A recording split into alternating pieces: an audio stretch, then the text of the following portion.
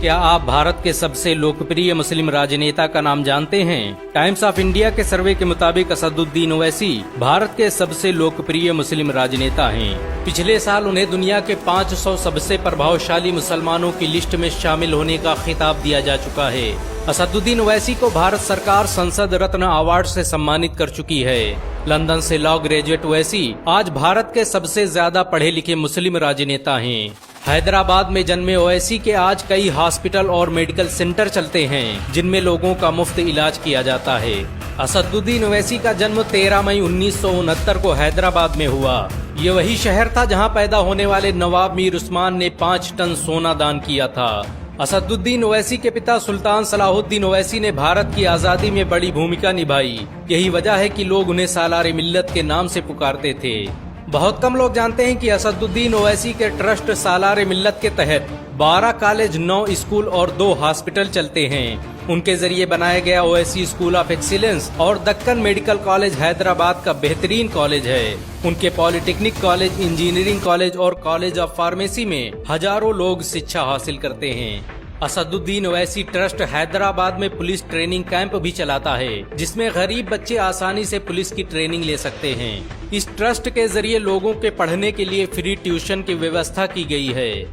असदुद्दीन ओवैसी हैदराबाद की मजलिसे इत्तेहादुल मुस्लिमीन पार्टी के राष्ट्रीय अध्यक्ष भी हैं। आईमीम की स्थापना 1927 में हुई थी। आजादी के बाद ओवैसी के दादा अब्दुल वाहिद ओवैसी ने इसकी कमान संभाली और देखते ही देखते ये हैदराबाद की सबसे लोकप्रिय पार्टी बन गई।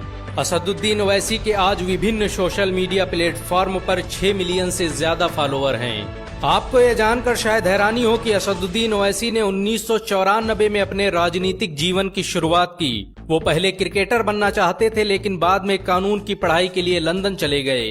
असदुद्दीन ओवैसी एक फास्ट बॉलर थे।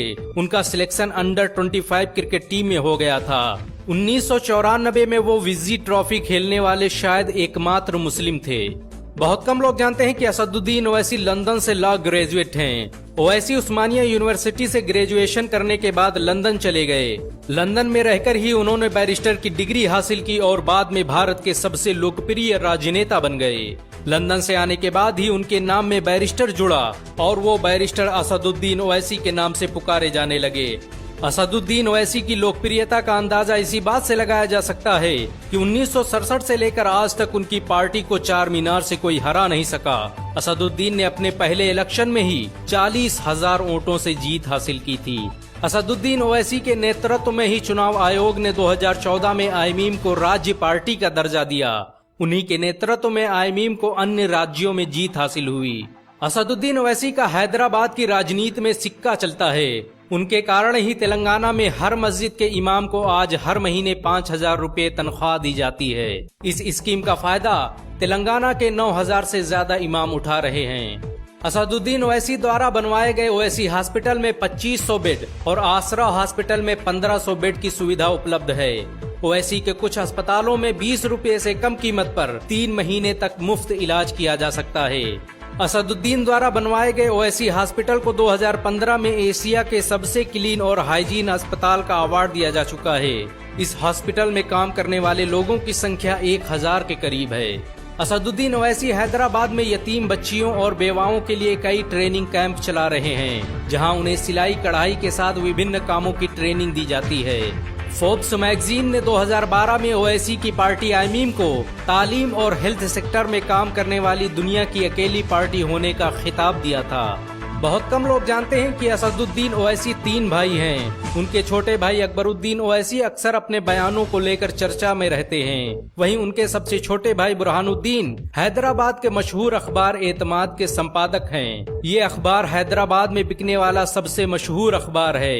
इसकी स्थापना सन 2002 में की गई थी।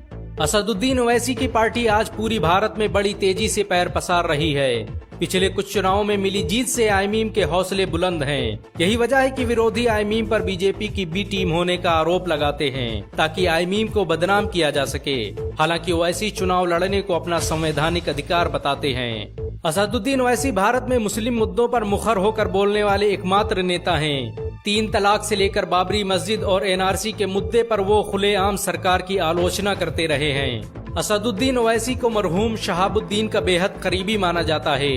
सरकारी आंकड़े के मुताबिक असदुद्दीन ओवैसी के पास 13 करोड़ से अधिक की संपत्ति है।